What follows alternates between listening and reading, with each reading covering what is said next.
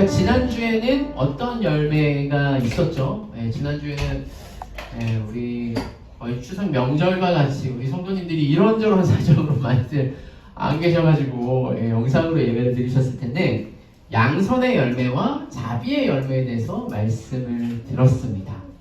양선, 이 양선의 열매, 선의 열매, 의로움의 열매라고 하는데요. 이 양선의 열매는 선이 뭐냐라고 제가 먼저 말씀을 드렸죠. 여러분, 우리가 지난주에 들어도 또 새롭잖아요, 그죠? 우리가 그 의의 열매가 뭐죠? 의의 열매가? 그 선, 우리가 선이라고 했을 때 이거 울면서 우리가 선이라는 것은 그냥 단순히 착함을 얘기하는 게 아니라고 했어요. 하나님의 목적에 맞게 하는 것, 그 목적에 부합하는 게 선이라고 했죠. 그래서 우리가 이 양선의 열매는 뭐냐면요, 하나님께서 천지를 창조하신 목적에 맞게 하는 건데, 그 목적이 뭐냐? 하나님은 우리를 한 몸으로 부르셨어요. 그러니까 내가 맞다. 여러분, 인생을 좀 살아가면요, 저도 많은 인생을 살아가는 건 아니지만 우리가 절대적인 게 있을까요? 세상에? 나만 맞고 다른 사람은 틀린 게 있을까요? 이 세상에 진짜 맞고 옳은 거는 하나님의 진리의 말씀밖에 없죠. 그죠? 그래서 우리가 나만 맞는 것이 아니라 상대방의 입장에 서서 우리가 상대방을 사랑하는 것, 교회적 존재로 살아가는 게 바로 양선의 열매입니다.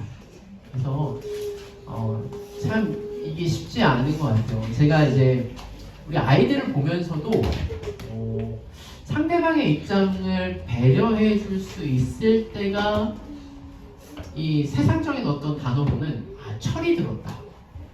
철이 들었다라는 말이 뭐죠? 부모를 배려할 줄 알고 어른의 어떤 입장에서 생각해 할 줄 알고 다른 사람을 배려할 줄 아는가, 그죠? 그게 이제 철이 들었다라고 하는 건데, 그죠? 성경에서는 이게 양선이다. 내가 맞는 것이 아니라 다른 사람의 입장에 서서 그들을 사랑하고 교회로 살아가는 것. 그리고 이 양선의 열매를 이 에베소서 2장 말씀으로 우리가 함께 나눴다면요, 이 자비의 열매. 이 자비는 어떤 타종교의 되게 중요한 교리가 아닙니다. 불교에서는 자비가 되게 중요한 어떤 명제인데, 우리가 이 다윗과 무비보셋 이야기를 들었어요. 무비보셋이 누구죠? 무비보셋은 요나단의 아들이죠. 그래서 다윗이 이 사울의 집안에 이 살아남은 자들을 기어코 찾아내서 그를 함께 이 왕의 식탁에 앉혀서 먹였던 것처럼 자비란 죄인인 우리를 찾으셔서 원수가 아닌 자녀로 대하시는 이 하나님과 같이 상대방을 헌신적 관계로 대하는 것을 자비라는 거예요. 그래서 참 자비는 우리가 할 수 있는 것이 아니라 하나님만이 우리에게 베푸셨던 예수 그리스도로 말미암아 우리를 자녀 삼아 주시고 하나님의 그 은혜의 식탁에 함께 교제하고 나누고 먹게 하시는 그 하나님의 이 관계를 얘기합니다. 그래서 저는 이 헌신적 관계라는 게 참 많이 와닿았어요. 그러니까 우리가 소비적 관계다. 내가 이제 이 사람 보고 싶지 않으면 딱 관계를 끊어버리고 이 사람보다 더 좋은 사람을 있으면은 좋은 사람을 만나고, 이게 아니죠. 요즘은 이 부부 관계도 헌신적 관계가 아니라 소비적 관계가 되는 것 같아요. 그래서 결혼을 하고도 너무 쉽게 이혼을 하려는 사람들이 너무나 많죠. 왜요? 내가 살아보니까 이 사람보다 더 좋은 사람이 있어. 내가 살아보니까 이 사람이 내 마음에 만족시키지 않아. 내가 생각했던 거랑 달라. 그러면은 헤어지고 새로운 관계를 맺을 수 있습니까? 아니죠. 우리가 결혼을 할 때요, 혼인 성포를 뭐라고 하냐면 하나님이 짝지어 주신 것을 누가 끊을 수 없어요? 사람이 끊을 수 없어요. 이거는 우리가 헌신적 관계가 되었다라는 거예요. 우리가 상대방이 변화된다고 해도 우리는 하나님과의 약속으로 말미암아 우리가 서로 헤어지는 것이 아니라 그 사람을 인내하고 참아주고 관계를 맺기 위해서 나 자신을 소비하는 것. 그게 헌신적 관계입니다.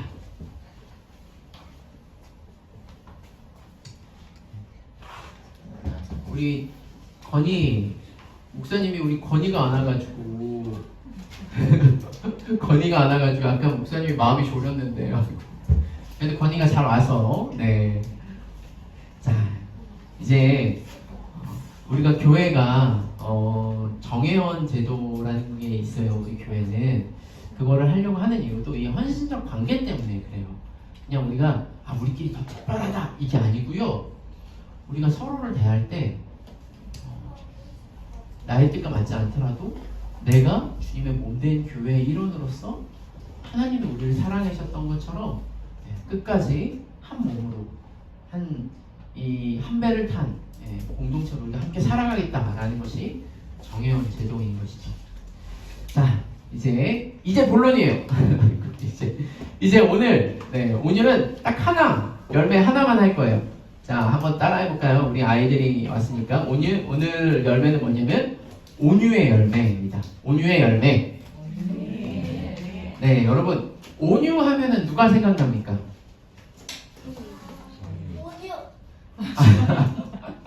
지금 주변에 온유라는 친구가 있어요? 네, 약간 제 자랑인지 모르겠지만 제가요 우리 김건 집사님이랑 이제 그 중등부 사역을 할 때 그 집사님 중에 한 분이 저한테 전사님 참 온유의 열매가 있으신 것 같다라는 소리를 한번 들은 적이 있어가지고요. 죄송합니다. 제가 TMI를 해가지고 근데 제가 성경을 연구하고 오늘 말씀을 준비하다 보니까 많이 회개하게 되더라고요. 여러분 이 온유라고 하면요 우리가 국어 사전에 보면은 마음씨가 따뜻하고 부드러운 것이라고 우리가 생각이 되어집니다. 그죠? 그런 걸 보통 우리가 온유라고 말하죠. 그래서 뭔가 마음이 따뜻하고 부드러운 사람이라서 우리가 온유한 사람을 되게 좋아하는데 요즘은요 조금 시대가 조금 이상해져가지고 온유하다고 하면은 오히려 약간 힘이 없고 막 무능하고 부족한 사람을 얘기하는 것처럼 느껴져서 요즘 또 어떤 느낌에서는 이제 온유하다라는 걸 싫어하는 사람들도 좀 있더라고요. 근데 이제 온유에 대한 예화도 막 제가 찾아봤는데요. 이제 보통 이제 온유라고 할 때 뭔가 길들이는 거 있잖아요. 우리가 이 야생 말이 있고 길들여진 말이 있는데 이 망아지 이렇게 있는데 이 야생 말을 길들이는 방법이 있대요. 그게 뭐냐면은 이게 진짜 옛날에 미국에서 썼던 방법이라고 해요. 우리가 야생 말을 길들이려면 때리면 되는 거 같죠? 네. 때리면 말 잘 듣나? 아니요. 근데요 예전에는 이 야생 말을 길들일 때 온순한 말이랑 목에 서로 이렇게 묶어 놓는 거예요. 그리고 그냥 풀어놔요. 그러면은 어떻게 하겠어요? 막 야생 말이 자기 마음대로 하려고 막 길이길이 날뛸 거 아니에요? 하루 종일 날뛰다가 이 둘이요 저 지평선 너머로 사라진답니다. 안 보인대요. 그래서 도망간 것 같잖아. 근데 그 다음날 이 두 말이 다시 집으로 와요. 어떤 모습으로 오냐면 이런 모습으로 와요. 이 야생말이요 자기 막 이렇게 막 날뛰었다가 풀에 꺾이고 이제 누가 이 말 줄을 가지고 오냐면 이 망아지 이제 겸손하고 온순한 말 말이 원래 망아지라고 해요. 말이 있는 망아지든 이렇게 이 온순한 말이 이 야생 말을 이렇게 질질질질 끌고 온다고 합니다. 그게 약간 이제 온유의 어떤 예화 중에 제가 생각한 건데 좀 뭔가 이렇게 온유하면 우리가 말을 잘 듣고 이렇게 착한 사람이 좀 이렇게 생각이 될 수 있죠. 그런데 우리는 오늘 지금까지 우리가 계속 드렸듯이 성경에서 온유를 뭐라고 말하는지를 좀 보려고 해요. 자, 오늘 이 갈라디아서에 나오는 9가지 성령의 열매 중에 하나가 온유잖아요. 이 갈라디아서 누가 썼죠? 바울이 썼어요. 자, 바울이 몇 가지 다른 성경 구절에서도 이 온유라는 말을 썼는데요. 먼저 고린도후서 10장 1절입니다. 혹시 성경을 찾아보실 분들은 한번 빨리 찾아보셔도 좋을 것 같아요. 제가 다 찾고 읽기에는 시간이 없어서. 자, 고린도서 10장 1절에 바울이 이 고린도 교회의 어떤 분열과 문제를 일으킨 교인들에 대해서 이렇게 얘기를 합니다. 너희를 대면하면 유순하고 떠나 있으면 너희에 대하여 담대한 나 바울. 네. 그러니까 지금 고린도 교회에 문제가 많은데 그 고린도 교회를 세운 사람이 바울이에요. 근데 바울이 떠나 있으면서 그들의 문제를 들었어. 나 바울은 이제 그리스도의 온유와 관용으로 친히 너희를 권하고 라고 말을 합니다. 바울이요, 교회의 성도들, 문제를 일으킨 성도들에게 온유하게 대한다라는 거예요. 자, 그리고 갈라디아서 6장 1절, 갈라디아서 5장에 나오는 9가지 열매 후에 갈라디아서 6장 1절에도 형제들아, 사람이 만일 무슨 범죄한 일이 드러나거든 신령한 너희는 온유한 심령으로 그러한 자를 바로잡고 너 자신도 살펴봐. 너도 시험에 받을까 두려워하라. 자, 여기서도 봐요. 무슨 범죄한 일이 드러나거든 너희는 온유한 심령으로 그를 바로잡아요. 약간 온유가 뭔지 좀 감이 잡히십니까? 마지막 하나만 더 얘기를 할게요. 이 바울이 디모데에게 마지막 이 편지를 쓰면서, 디모데는 어떤 사람입니까? 아직 어려요. 근데 바울 이후에 에베소 교회를 감당하면서 여러 가지 이 디모데를 힘들게 하는 사람들이 이리저리 있었을 거 아니에요. 근데 그런 디모데에게 뭐라고 하냐면요, 주의 종은 마땅히 다투지 아니하고, 디모데후서 2장 24절입니다. 모든 사람에 대하여 온유하며 가르치기를 잘하며 참으며. 네. 지금 이 바울이 말하는 온유는 어떤 느낌이죠? 어떤 문제, 자기에게 어떤 아픔을 주는 사람과 여러 가지 문제를 대하는 데 있어서 온유하게 대하라는 거예요. 그래서요, 바울이 말하는 온유함은요, 누가 내게 뭘 잘못했을 때 내가 그 사람을 어떤 태도로 대할 것인가에 대해서 얘기를 하는 것이죠. 솔직히 나한테 잘 대하는 사람에게 온유하게 하는 게 어려워요, 쉬워요? 네, 그거는 쉬워요. 왜냐면 그냥 주는 대로 받는 거니까 상냥하게 나를 대해주면 그 사람한테 그냥 잘 대해주는 건 어렵지 않죠. 그런데요, 나를 진짜 힘들게 하는 사람, 나를 공경에 빠뜨리는 사람, 그런 사람에게도까지 온유하게 대하라라는 것이 바울의 권면이에요. 자, 우리가 이 바울의 온유를 봤다면 구약에서도요, 온 지면에 이 사람이 가장 온유하다고 한 사람이 있어요. 혹시 누군지 아십니까?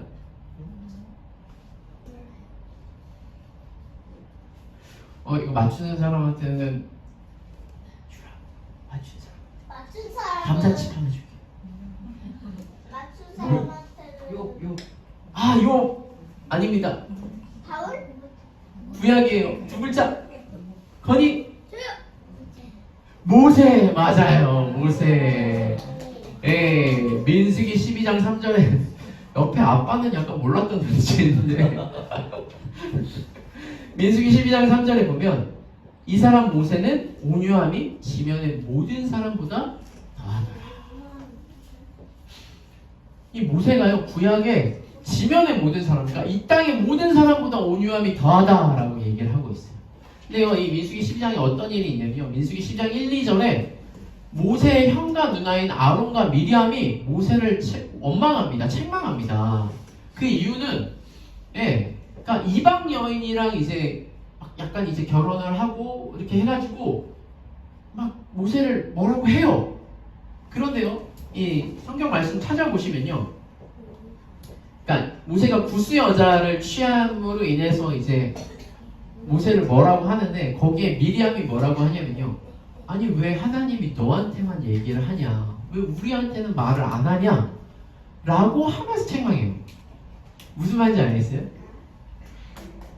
그러니까 사람들이요, 핑계거리로 되는 것들과 그 안에 본질이 좀 다른 것들 있죠.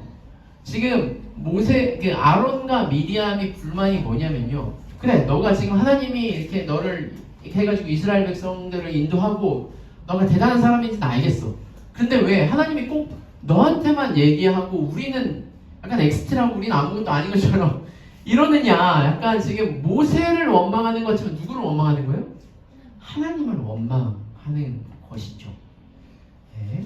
약간 교회에서도 목회자들한테 이런 일들 간혹 있습니다. 목회자를 원망하는 것 같은데 하나님을 원망할 때가 있어요. 그런데요, 이 모세가요 어떻게 되었을까요? 네, 여기 저의 누님도 있으시지만 저한테 뭐라고 한 적이 별로 없어가지고 대놓고 막 싸우자 이랬던 게 아니라 모세의 액션이 아무것도 나오지 않아요. 그냥 그 이후에 하나님이요 이 셋을 불러다가 하나님이 처리하십니다. 그래서 우리가 아는 것처럼 미리암이 갑자기 막 문둥병에 생기고 그렇게 되는 것이죠. 근데 재밌는 건요, 여러분. 모세오경을 누가 썼게요? 모세가 썼어요. 웃기죠? 그러니까 자기가 온 지면의 모든 사람보다 온유하다고 자기가 쓴 거예요. 자기 좀 일기를 쓰거나 이런 거 써봐야 이제 좀 나는 참 착해 이런 느낌이잖아요. 그런데 아무튼 또 하나님이 뭐 쓰라고 했으니까 성경에 기록되어 있었을 것 같아요. 그렇죠. 여기서도 우리가 성경에서 말하는 온유함이 어떤 느낌인지 좀 감이 오시겠죠. 그리고 마지막으로 이 온유함의 끝판왕 누굴까요? 예수님. 이거는 감자칩이 안 발렸어.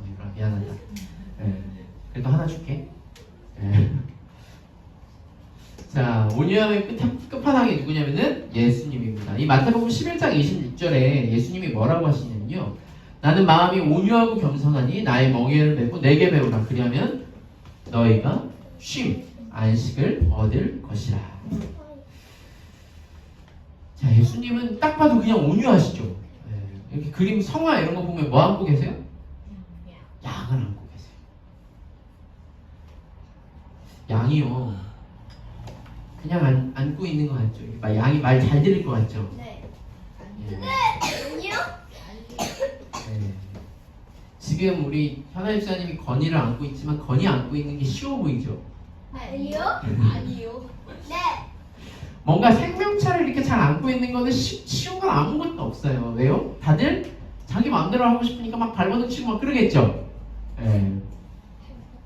근데요, 예수님께서 이 온유하다라고 하는 건요, 예수님은요, 여러분 생각해보세요. 예수님은 모든 죄를 알고 계실까요? 모르실까요? 솔직히 이게 그림이니까 양이 하얗고 깨끗해 보이지. 솔직히 우리 여기 저기 뒤에 앉아있는 애들 같은 경우에도 하루만 밖에서 뛰어놀면은 어떻습니까? 꼬질꼬질하고 막 더럽고 막 냄새 나잖아요. 그런 양을 이렇게 안고 계시다고 하니까 막 약간 제가 이렇게 얘기를 하는 건데, 예수님은요 우리 모든 죄악을 알고 계세요. 여러분 막 더럽고 막 냄새나고 그런 사람이랑 가까이 하고 싶나요? 그러고 싶지 않죠. 그런데요, 그럼에도 불구하고 예수님은요 우리에게 오셔서 우리와 함께 하시고 우리를 안아주시고 우리를 붙잡아 주십니다. 우리가 밖에 보이는 어떠한 죄악들 말고 이 마태복음 5장에 보면은 마음에 깊숙한 것까지, 그죠? 우리가 생각만 하는 것도 그 마음을 예수님은 다 보고 계시고 알고 계세요. 미처 우리가 이 죄라고 생각하지 않는 그 어느 것 하나까지도 예수님은요 그 죄가 얼마나 큰지, 얼마나 더러운지, 얼마나 가까이 하고 싶지 않은 그런 죄인지도 알고 있어요.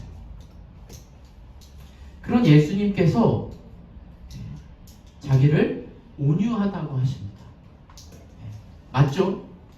참으로 그 죄인의 아픔과 더러움을 끌어안으시고 붙잡아 주시는 분이시기 때문에 그러신 것이죠. 그래서 여러분, 성경에서 말하는 온유를 정의하면요 뭘까요? 어떤 사람의 죄와 악이 보일 때 그를 정죄하지 않고 공감하고 사랑하면서 또 그 죄와 악의 문제를 해결하려는 마음이 온유입니다. 그냥 상대방을 대할 때 친절하게 대하는 것만이 아니라 그렇지 못하는 상대방, 그 죄와 악이 너무나 분명하고 나에게 원수 같은 그 상대방도 정죄하지 않고요, 공감하고 사랑할 뿐만 아니라 그 죄와 악의 문제를 함께 해결하려는 마음이 온유해요.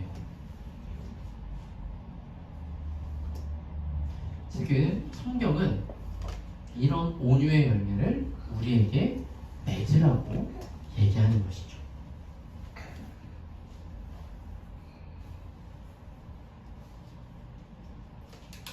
자, 이제 오늘 본문으로 들어가겠습니다. 오늘 쓰고 있어요? 써요?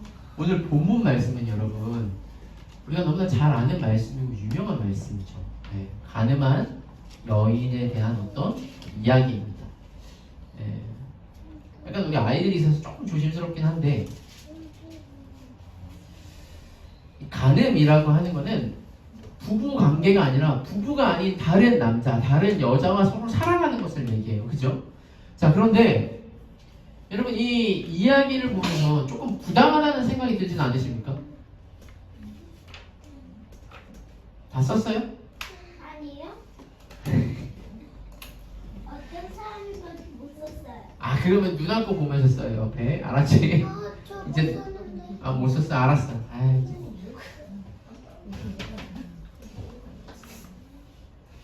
자, 이 가늠한 여인, 마태복음 8장에 요한복음 8장에 나오는 이 가늠한 여인. 어느 날 예수님이 이렇게 계신데 사람들이 이 가늠한 여인을 데리고 옵니다. 그런데요, 여러분, 가늠은요 혼자 할 수가 있어요, 없어요? 없죠. 지금으로 치면 막 약간 바람이라고 말할 수 있는데, 외도라고 말할 수 있는데, 그 바람은요 혼자 하는 게 아니에요. 지금 이 여자만 한 게 아니라 누구도 해요? 남자도 있을 텐데 지금 남자를 끌고 오는 게 아니라 여자만 끌고 왔죠. 도대체 남자는 어디로 갔죠? 남자는 그냥 결혼 안 하고 그 여자랑 아무것도 모르고 놀고 있었는데 여자는 아니까 여자만 데리고 온 거 아니에요? 아, 그렇지 않아요. 이게 남자가 도망갔다, 막 발 빨라서 도망갔다 그럴 수도 있는데, 아니 뭐 그렇게 생각할 수도 있는데, 지금 한번 성경을 잘 보자. 지금 이 가늠한 여자를 데리고 온 사람들이 누구였냐면 예수님을 싫어하는 사람들이었어요. 예수님을 공경에 빠뜨리려고. 지금 봐봐요. 이 가늠한 여자를 심판할 때 보통 어디로 가야 돼요? 예수님한테 데리고 올 게 아니라 법정에 데려가거나 그 상대방의 어떤 진짜 남편과 부인한테 데려가서 시시비비를 따지거나 이렇게 해야 되는데, 지금 이 예수님 앞에 데리고 온 것은 이 가늠한 여자를 수단으로 삼아서 어떻게 하려고? 예수님을 시험에 넘어뜨리려고 하는 거예요. 이 당시 어떤 종교 지도자들과 바리새인들이 예수님을 넘어뜨리려는 어떤 음모를 꾸미려고 지금 데리고 온 것이죠. 그리고요, 당시 이 여자는요, 어떤 사람이냐면, 지금으로 치면 뭐 이제 결혼을 우리가 늦게 해서 30대가 넘어야 결혼하지만, 당시는요 10대 중반만 돼도 여자들이 결혼을 했습니다. 그래서 이 여자는요 한 17, 16 정도밖에 안 되는, 지금 우리가 16, 17이면 뭐죠? 몇 학년이죠? 중학생 내지 고등학생인데, 어른들이 봤을 때 그 나이는 어떻습니까? 근데 왜 털이 나? 너무나 어린 나이의 여자인 것이죠. 근데 어쨌든 뭐 이 여자가 잘못을 안 하진 않았습니다. 간음을 했고요. 당시 율법을 어기고 이 남편에게 상처를 주는 그런 잘못을 했죠. 그리고요, 간음을 할 때 이 모세 율법에는 어떻게 되어 있냐면요, 돌로 쳐 죽이라고 되어 있었어요. 그래서 레위기 20장 10절에 간음한 자는 그 남자와 여자를 다 죽이라고 하는데요. 지금 이 율법의 기준을 가지고 와서 예수님 앞에 묻습니다. 예수님, 이 여자를 어떻게 해야 됩니까? 그러니까 예수님은 어떻게 하시죠? 아무 말 안 하시고 땅에다가 뭔가를 쓰시죠. 그리고 일어나셔서 우리 7절 한번 같이 읽어볼까요? 7절 같이 읽어보겠습니다. 시작. 그들이 묻기를 마지 아니하는지라 이에 일어나 이르시되 너희 중에 죄 없는 자가 먼저 돌로 치라 하시고. 성경에는요 밑에 뭘 썼는지를 나와 있지 않아요. 그냥 뭘 썼어. 그리고 일어나서 너희 중에 죄 없는 자가 먼저 돌로 치라 라고 말씀을 하시니까 사람들이요 그 말을 듣고 마음에 찔려서 하나씩 돌을 내려놓고 떠나고 이제 여자만 남았습니다. 그때 예수님께서 여자에게 물어요. 너를 정죄한 자가 없느냐? 그리고 그 여자가 없다 하니 나도 너를 정죄하지 아니하노니 가서 다시는 죄를 범하지 말라 라고 하시죠. 여러분 제가 아까도 말했지만 예수님은요 모든 사람의 죄악을 다 알고 계시는 분이에요. 만약 우리가 이렇게 예수님 앞에 갔을 때 우리의 모든 죄를 알고 계시겠죠? 지금 예수님 입장에서는요 거대한 죄를 보십니다. 뭘 보냐면요 이쪽에는 가늠한 여자가 있어요. 그런데요 다른 한쪽엔요 이 종교 지도자들과 이 바리새인들은요 이 음모와 정죄와 속임이 있어요. 그러니까 이 사람들은 자기네들이 죄가 없다라고 생각을 하죠. 그런데요 예전에도요 형사소송법이 있었어요. 형사소송법. 그게 뭐냐? 아까도 제가 말했지만 아까 유리가 아주 냉철한 질문을 해서 제가 꼬일 뻔했어요. 죄인이 딱 있어요. 죄인이 있으면 우리는 보통 어떻게 합니까? 우리가 막 드라마나 영화 보면은 막 죄인이 막 도망가. 그래서 막 형사가 가서 막 잡아. 그럼 처음에 뭐 하죠? 수갑을 치면서 너는 실패했다. 너는 체포됐다. 너는 죄인이다. 이러면서 경찰에 막 철컹철컹 이러죠. 아직 영화를 많이 못 봐서. 너는 묵비권을 행사한 권리가 있으며 변호사를 선임할 뭐 의무가 있다 그랬나? 아무튼 뭐 그걸 합니다. 그걸 뭐라고 하냐면 미란다 원칙이라고 해요. 이 사람의 어떤 인격을 보호하면서 합법적인 절차를 가지고 죄인을 인도하지 않고 내 마음대로 경찰이라고 이 사람을 잡으면 안 돼요. 그것도 법에 위반이 되는. 그러니까 당시의 형사소송법도요. 뭐가 있냐면 그러니까 예전에 한번 말했지만 우리가 사극이나 이런 거 보면요.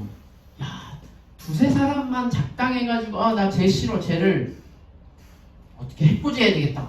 이래가지고 모의해서 말을 맞추자. 이래서 말을 맞추면요. 저 사람을 한 방에 보낼 수 있을까요? 없을까요?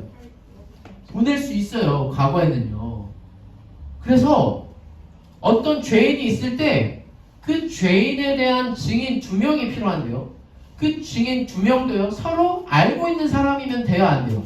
안 돼요. 서로 모르는 사람 2명이 그 죄에 대해서 증인이 있어야 되고요. 그 증인이 동일한 똑같은 말을 일치하는 주장을 해야 됐고요. 그리고 그것을 가지고 어디를 가야 됐어요? 법적으로 가서 그 법이 선고가 돼야 사람을 죽이거나 뭐라 할 수 있었어요. 근데 지금 이 사람들이 지금 누구한테 데려왔다고요? 예수님한테 데리고 왔다는 겁니다. 이 사람들은요 자기가 죄가 없다고 생각하지만 지금 어떤 이 형사소송법에 그러니까 이 처하는 어떤 범인에 대한 이 죄인에 대한 인도 절차를 다 깡그리 무시하고 지금 뭐만 하려고? 예수님을 공경에 빠뜨리려고 그냥 이 여자를 자기 입맛에 그냥 데려와서 수단으로 삼는 거죠. 그리고 이 현장에 잡혀온 여자이기 때문에 그의 상태는 어떻겠습니까? 뭐 지금은 어떤 영화 속 한 장면이지만 아마 옷도 제대로 걸쳐 입지 못하고 많은 사람의 조롱과 핍박으로 여기에 끌려왔을 것입니다. 근데 여기서 우리가 궁금한 거 한 개만 해결하죠. 그럼 도대체 예수님이 땅바닥에 뭘 쓰셨을까요? 썼을 것 같아요. 뭔가 못 썼을 것 같아요. 어떻게 찾았어? 근데 우리가 사람들의 어떤 반응을 보면 좀 짐작할 수 있는데요. 사람들이 그것을 보고 어떻게 해요? 양심의 가책이 생겼어요. 그리고 너희 중에 죄가 없는 자가 돌로 치라라고 얘기를 했어요. 그래서요, 많은 이 학자들이 뭐를 생각을 하냐면요. 지금 이 밑에 뭘 쓰냐면은 율법에 해당되는 죄의 목록들을 쓰는 거죠. 근데 그 죄의 목록이 뭐냐면요. 만일 우리가 여기 다 돌을 들고 누군가를 치려고 합시다. 치려고 한다고 합시다. 그럼 거기에 예를 들어서 유리가 엄마 말 안 들은 죄. 오늘 엄마가 밥을 해줬는데 안 먹은 죄. 친구를 미워한 죄. 이런 거. 혹은 누군가를 미워하고 혹은 우리 개개인의 모든 죄를 알고 계시는 예수님께서 그 자리에 있는 사람들의 지은 죄를 하나씩 하나씩 다 썼겠죠. 그리고 그 쓴 것을 봤을 때 내 죄가 저기 있어요, 없어요? 있어요. 여기 큰 죄인이라고 하는 사람도 있지만 지금 이 밑에 바닥에 쓴 죄의 목록 중에 죄의 리스트 중에 나의 죄가 있으니까 이 사람이 돌을 들고 나는 깨끗해. 나는 죄인이 아니야. 저 사람은 죄인이니까 저 사람은 돌을 맞아도 마땅해. 싸. 그래서 이 돌덩이를 던지려고 하는데 딱 보니까 나의 죄도 있어. 그러니까 어떻게 해? 그 돌을 던지지 못하고 내려놓고 다 하나씩 하나씩 떠났던 것이죠. 예수님은 그 현장에 있는 모든 사람의 마음속 깊은 죄악의 모습까지도 알고 계셨던 분입니다. 심지어 다른 사람이 보지 못하고 나 혼자 있을 때 지었던 죄악들, 차마 누구한테도 말할 수 없었던 나의 연약함과 죄의 모습을 알고 계시는 분이시죠. 그래서 그 죄의 리스트 앞에서 양심의 가책을 느끼지 못할 사람이 없었던 것입니다. 그리고 예수님은 홀로 남은 여자에게 말씀하십니다.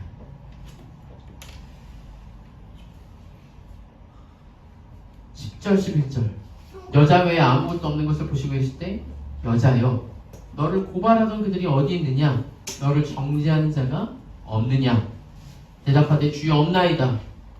예수께서 이르시되 나도 너를 정죄하지 아니하니 다시는 죄를 범하지 말라 하시니라.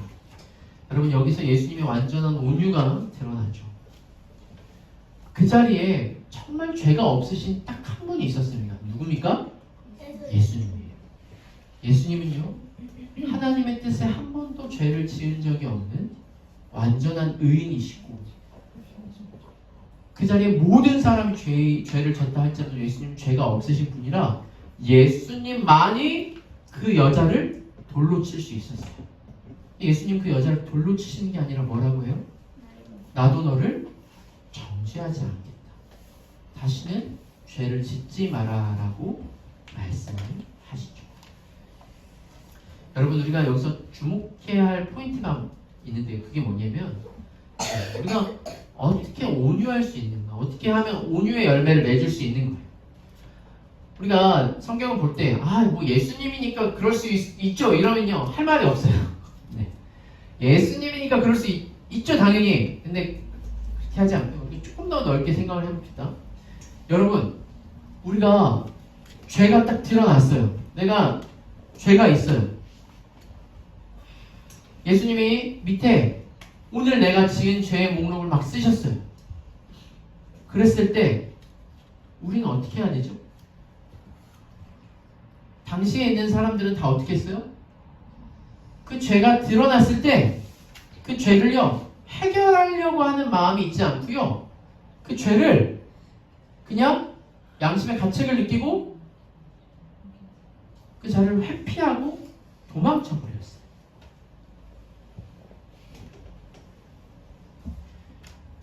도저히 그것을 가지고 어찌할 수 없는 이 여자만 홀로 남았고요. 그 자리에 있는 모든 사람은 자신의 죄를 가지고 그 자리를 회피했습니다.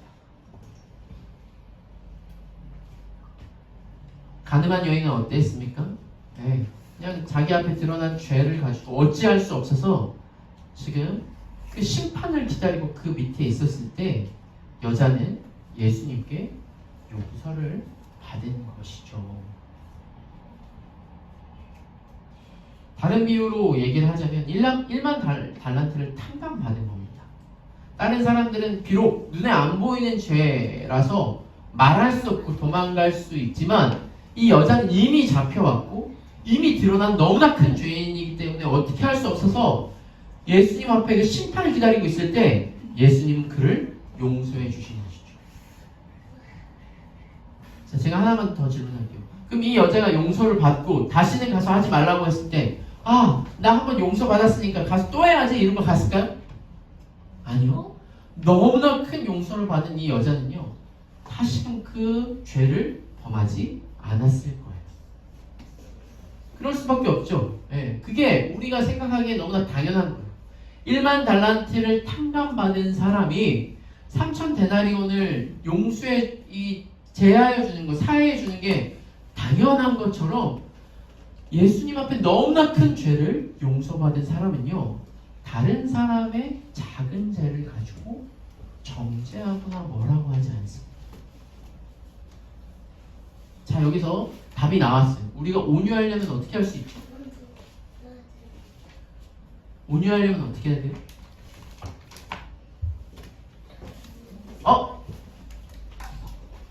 엄마, 제가 어떻게 뭐 했어요? 형이 뭐 어떻게 했어요? 당신이나 잘해. 이런 게 아니죠. 내가 하나님 앞에 얼마나 큰 죄인이고 그 죄에 대한 용서를 받은 자라는 것을 아는 것이 우리가 온유할 수 있는 방법이에요. 그러니까 누누이 말했지만 우리의 어떤 인격으로 성령의 열매를 맺어갈 수 있는 것이 아니고요. 우리가 십자가 앞에 나아가서 하나님의 크신 은혜와 사랑을 경험한 자만이 이 온유의 열매를 맺을 수 있는 것입니다. 사랑하는 우리 진리자유교회 성도 여러분, 우리가요 하나님의 십자가 앞에 서 봐야 됩니다. 그 진리의 빛 앞에 서서 내 죄가 쫙 나열이 될 때 하나님, 나는 쟤보다는 착해요. 나는 저 사람보다 열심히 살았잖아요. 나는 하나님 믿으려고 이렇게 성실하게 살았잖아요. 이게 아니라 그 진리의 빛 앞에 내 안에 있는 죄가 얼마나 죽을 수밖에 없는 처절한 죄인지를 알고 그 죄가 하나님 앞에 심판받을 수밖에 없는, 죽을 수밖에 없는 죄라는 것을 알고 용서를 받을 때야 우리가 진정한 온유를 경험할 수 있는 것이죠. 사랑하는 우리 성도 여러분, 우리는 얼마나 십자가 앞에 나의 죄의 문제를 가지고 나아갑니까?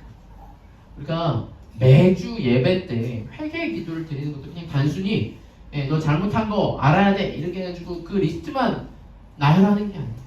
우리가 그것을 가지고 그냥 아무도 모르겠지 회피하고 도망가고 용기 없이 행하는 게 아니라 진짜 그것을 가지고 십자가 앞에 나아가서 내려놔 봐야죠. 그럴 때 내 죄를 가지고 하나님 앞에 진정한 회개를 경험할 때 우리가 온유의 열매를 맺어갈 수 있는 것입니다. 사랑하는 성도 여러분, 하나님은요 그분의 온유하심으로 우리를 용서해 주시는 분이십니다. 그 아들을 보내셔서 우리의 모든 죄를 사해 주신 그 은혜를 우리가 알 때 우리는 비로소 어떤 존재가 되냐면요 교회적 존재로 살아갈 수 있어요. 온유는 우리의 희망입니다. 저와 여러분들은 매일매일 삶을 살아갈 때 수없이 많은 잘못들을 했을 거예요. 그게 잘못인지 모르고 넘어갔을 때도 너무나 많습니다. 예. 서로 상처 주는 말을 하고요. 서로를 분노하게 하는 일들도 많았을 거고요. 그게 의도를 가지고 한 것이 아니라고 한들 우리는요 서로를 다치게 하고 아프게 한 적이 너무나 많죠. 여러분 아마도 이 자리에 계신 분들 저랑 제일 가까이 사는 사람 제일 많이 그렇겠죠. 서로가 서로를 더 많이 찌르고 아프게 할 때가 많아요. 왜? 우리가 안에 그런 연약함과 죄악과 가시들이 있으니까. 근데요 제가 만일 누구를 막 분노하게 하고 좀 막 힘들게 했어요. 그 제가 알게 되면은 그 다음에 그 사람의 얼굴을 보기가 쉬울까요? 어려울까요? 어렵겠죠. 다투거나 싸우고 나서 그 사람 얼굴 보는 게 편해요, 여러분? 쉽지 않죠. 그래서요 성경을 보면요 어떤 말이 많이 있냐면요 구약기에도 보면 특히 시편에 많이 나오는데 여호와의 얼굴을 구합니다 라는 말이 있어요. 이 말이 뭘까요? 여호와의 얼굴을 구한다. 여러분 얼굴은요 되게 중요하죠. 우리가 보통 사람을 보고 대화를 할 때는 뭐 보고 해요? 얼굴 보고 하는 게 맞죠? 왜요? 배꼽 보고 하는 거 아니에요? 네. 네. 왜요? 등 보고 하면 안 돼요? 네. 너네 엄마 등에다 대고 막 얘기하잖아. 아닌데. 아니야? 너 봤는데? 왜 그렇게 얘기 안 해요? 왜 얼굴을 봐야 돼? 얼굴은요 사람의 마음이 드러나는 것이에요. 막 배꼽을 보고 등을 보면 엄마가 화가 났는지 아빠가 막 화가 났는지 아니면 기분이 좋은지 알 수 있어요 없어요? 있어요. 없어요. 얼굴을 보고요 얼굴이 막 기쁜지 혹은 마음이 상했는지 지금 어떤 상태인지를 알 수 있는 게 얼굴이에요. 근데 여러분 하나님의 얼굴을 구한다라는 말은 뭐냐면요 하나님 제가 맨날 죄를 저지르고 있는데 하나님이 나를 도대체 어떻게 생각하는지 모르겠습니다. 나를 향해서 웃고 계신지 내가 미워서 찡그리고 계신지 내가 잘 모르겠어요. 하지만 하나님의 얼굴을 볼 때 그 하나님이 여전히 나를 사랑하시고 나에게 얼굴을 비추셔서 하나님이 나를 어떻게 대하시는지를 내가 알기를 원합니다 라는 의미가 있는 것이죠. 우리는 날마다 주님의 얼굴을 대해야 합니다. 마태복음 5장 이 팔복에서도요 여러분 온유가 나오는데요 온유가 나오기 전에 뭐가 나오냐면요 첫 번째 심령이 가난한 자가 나요. 여러분 심령이 가난하다라는 말은 단순히 돈이 없다라는 말이 아닙니다. 뭐죠? 자기의 영혼이 비어있는 상태라는 것을 아는 거예요. 자신이 거룩하신 하나님 앞에서 죽을 수밖에 없는 죄인이라는 걸 아는 것, 자기의 죄가 땅바닥에 써져 있는 것을 보고 아, 내가 죄인이구나 라는 것을 깨닫는 것. 그래서 나의 모든 죄악의 목록들을 봐야 하죠.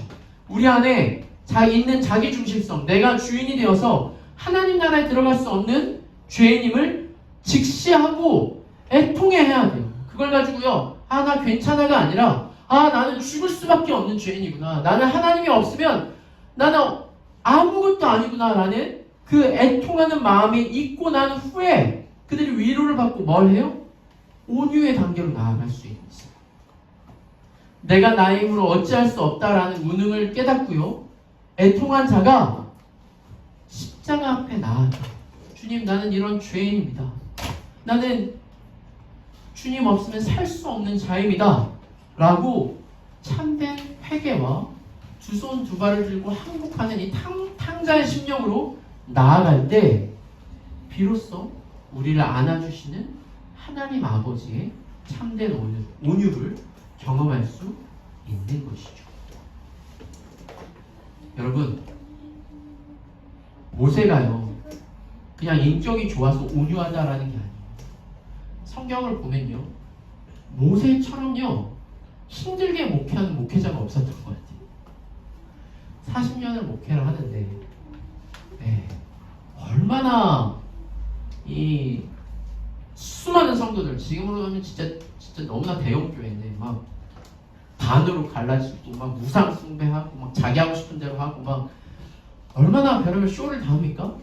그런데요, 성경에 보면 그 장면 아십니까, 여러분?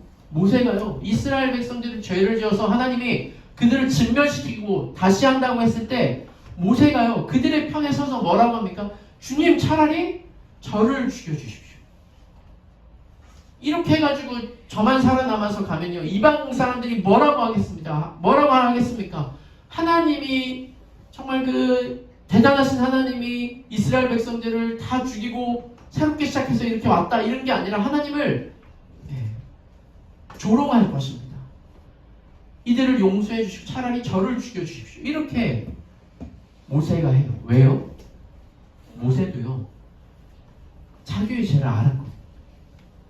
자기가 아무것도 아닌 자를 알고 그 죄에 대해서 같이 정죄하는 것이 아니라 그들의 죄를 짊어지고 하나님 앞에 서봤거든요. 말씀을 정리하겠습니다, 여러분. 온유의 열매는 뭡니까? 우리가 날마다 하나님의 얼굴을 구하며 용서받은 자로 살아요. 그리고요, 그 용서받은 자로 다른 지체들을 정죄하거나 미워하는 것이 아니라 그들의 죄의 무게를 함께 감당하는 것이 온유의 열매입니다. 제가 말씀을 준비하면서 한 가지 경험한 것만 나누고 말씀을 마칠게요. 제가 몇 번 우리 성도님들한테 얘기한 적이 있는데 가끔씩 저에게 전화가 옵니다. 어떤 분들이 전화가 오냐면요, 인터넷으로 찾아보고 제가 지금 일을 할 수 없고 너무 힘듭니다. 저를 도와주세요 라는 사람이 전화를 와요. 제가 이번 주에 진리아 자유교회 갈게요 이런 사람이 오면 좋을 텐데 그런 사람들은 한 명도 없고요. 제가 막 경주에서 사는데 제가 경주를 갔다 와서 그런가 지금 최근에 전화 받아서 경주에서 전화가 왔어요. 교회를 서치했는데 목사님 연락처가 있어서 전화를 들어봅니다. 저희 교회 그 모두 그 인터넷 사이트도 없어졌거든요. 어디서 찾아왔는지 전화가 왔어요. 제가 지금 일을 할 수 없는 상태고 막 너무 어려워요. 근데 제가 이런 사람들을 한두 번 경험해 본 게 아니에요. 제가 큰 교회에 있었을 때 그 교회를 순회하면서 그런 사람들이 와요. 그리고 정말 그런 사람들을 도와줘 봤는데 도와주다 몇천 원을 주잖아요. 바로 제가 이제 라몬교회에 있을 때도 맞은편에 편의점이 있는데 그 편의점에 가서 뭐 하냐면요, 밥 먹으라고 돈을 줬는데 편의점 가서 술 사가지고 나오는 것까지 봤어요. 제가 이것들을 많이 경험을 해보니까 이 사람들이 이제 정말 못 먹고 힘들어서가 아니라 꾼이구나. 그리고 자기네들끼리 네트워킹이 되어 있어서요, 한번 도와주잖아요? 그럼 다른 사람이 또 연락이 옵니다. 제가 이것들을 경험하면서 저희 교회 원칙도 그런 게 있어요. 우리 교회 성도여야 구제가 가능하다. 근데 제가 얼마 전에 저희 큰누님 대신에 그 사모님이랑 얘기를 하다가 이 얘기를 좀 한 적이 있었어요. 우리 교회가 개척교회인데도 이런 분들이 막 돌아다니면서 도와달라고 연락을 하더라. 근데요, 그 사모님이 아는 어떤 분이 자기가 아는 어떤 목사님은요, 그걸 알고도 도와준다는 거예요. 그러냐 참 그럴 수 있다. 근데 약간 저는 제가 가지고 있었던 너무 그런 것들을 경험을 해서 그러셔라. 그냥 저는 우리 교회 내교회 어떤 교인 성도들의 구제가 1차 구제이기 때문에 성도들만 할 거다. 그리고 와서 복음을 들어야지 도와줄 수 있다. 이렇게 항상 제가 말합니다. 저도 제가 나쁘게 말하는 거 아니에요. 그런 분들이 전화 오면요, 저희 교회 성도님들만 먼저 도와주는 게 저희도 이렇게 넉넉하지 않아서요. 그래서 교회 오시면 복음을 듣고 우리 교회 성도가 되면 저희가 마음을 다해서 돕겠습니다. 이럽니다. 그럼 거의 이제 그 다음에 연락이 안 와요. 근데요, 제 스스로를 보면서 하나님은 나를 어떻게 대하셨는가 다시금 뒤돌아봤어요. 하나님은 내가 죄인이었을 때도 그것을 알고도 참아주셨고 용서해주셨고 이해해주셨구나. 그게 심지어 미련한 일인 것 같고 정말 바보 같은 짓이라 할지라도 하나님은 나를 그렇게 대해주셨고 우리가 부모가 되면 알잖아요. 제가 저렇게 얘기를 하는 게 거짓말인 걸 알겠어. 그런데도요, 속아주는 거예요. 그게 부모죠. 그 거짓말이라는 걸 알고 시시비비를 따져서 넌 잘못했지가 아니라 그 영혼이 자라날 수 있게끔 틈을 주는 거고요. 기다려주는 거고요. 오래 참아주는 게 또 부모가 할 역할이지 않습니까? 여러분, 우리도요, 그 용서를 받은 자입니다. 십자가 앞에서 그 큰 은혜와 용서를 받은 자인 것을 알고 다른 사람을 긍휼과 은혜와 사랑으로 대할 때 저와 여러분들 앞에 그 사랑의 열매가 맺어질 것입니다. 이 시간 우리가 함께 이 찬양 하면서 말씀을 생각하면서 함께 찬양하겠습니다.